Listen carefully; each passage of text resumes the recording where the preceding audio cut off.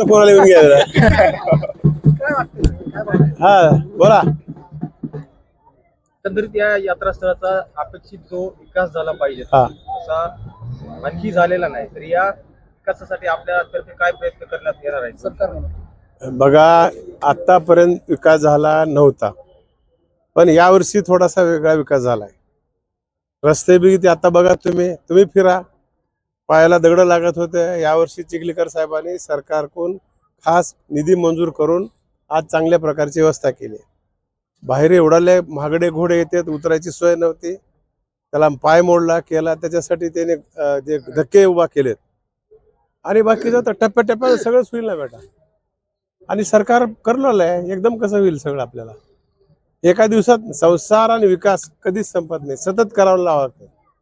आता यावर्षी रस्ते चांगले झाले, लाईटची व्यवस्था चांगली केली आहे, धक्के केलेत, पाण्याची व्यवस्था केली आहे.